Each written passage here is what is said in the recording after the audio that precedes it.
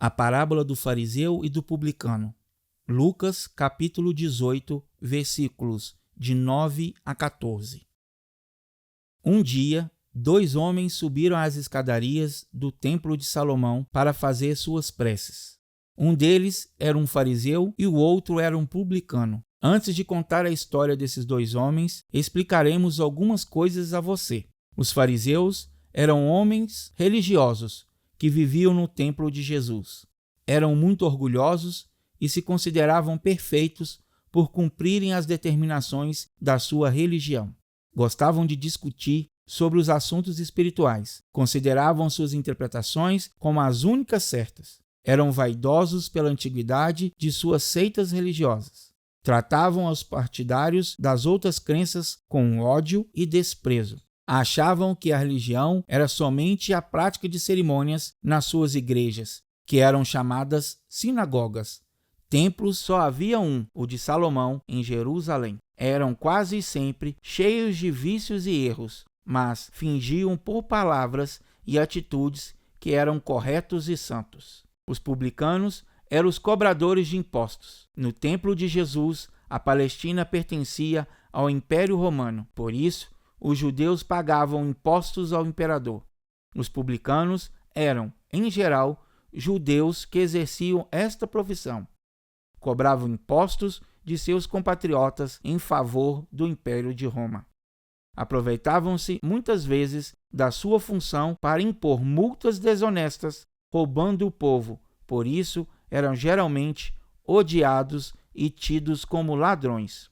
Voltemos agora à nossa história. Um fariseu e um publicano subiram ao templo para orar. O fariseu fazia sua oração dizendo: "Ó meu Deus, eu te agradeço muito porque não sou semelhante aos outros homens, que são ladrões e injustos. Agradeço-te porque não sou como esse publicano, indigno que está ali adiante.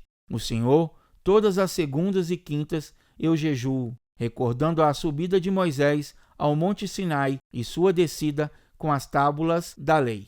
Dou o dízimo." Nota de rodapé. Dízimo quer dizer a 10ª parte. Era a contribuição da 10ª parte das colheitas ou rendimentos que os judeus pagavam, de tudo quanto ganho nos seus negócios. O publicano estava a alguma distância do fariseu. Não tinha coragem nem de levantar os olhos ao céu, pois estava profundamente arrependido dos furtos que cometia ao cobrar os impostos.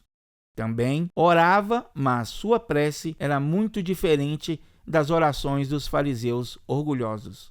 Dizia o publicano na sua prece: "Ó Deus, tende misericórdia de mim, que sou um miserável pecador." Que foi que aconteceu depois dessas 2 orações? Preste atenção, filhinho. Deus ouve todas as preces que nós lhe fazemos, mas nem a todas ele responde. A prece do fariseu era uma declaração de orgulho, nem merecia ser chamada prece. Deus não atende aos orgulhosos. A oração do publicano é o grito de uma alma arrependida de seus pecados. E é justamente isso que Deus deseja, que nos reconheçamos nossos erros e nos emendemos buscando o caminho do bem. Por isso, é Jesus quem diz no Evangelho: Deus atende à oração do publicano e o justificou, isto é, deu-lhe novas forças para ele se corrigisse e caminhasse honestamente na vida.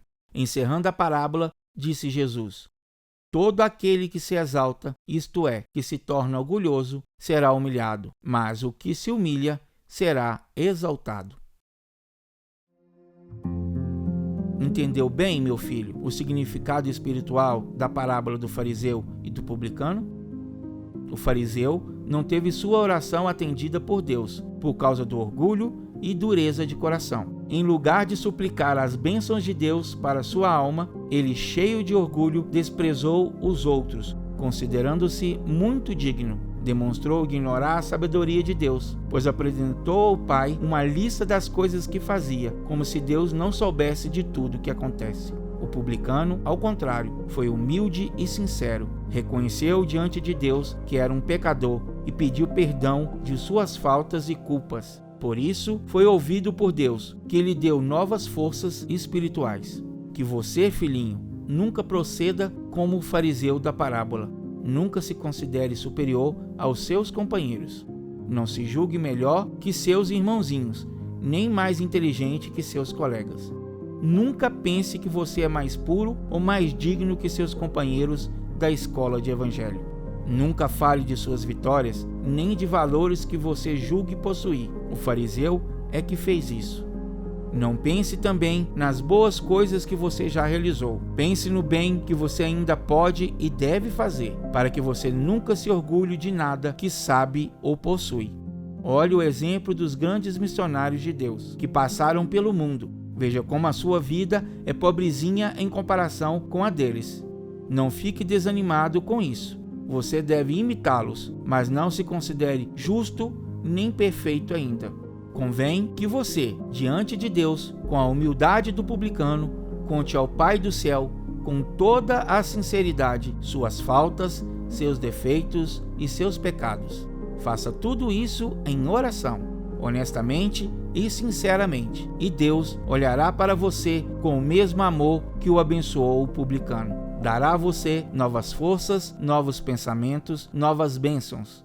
E você há de ser uma criança realmente bondosa, sincera, humilde, obediente, uma alma verdadeiramente cristã.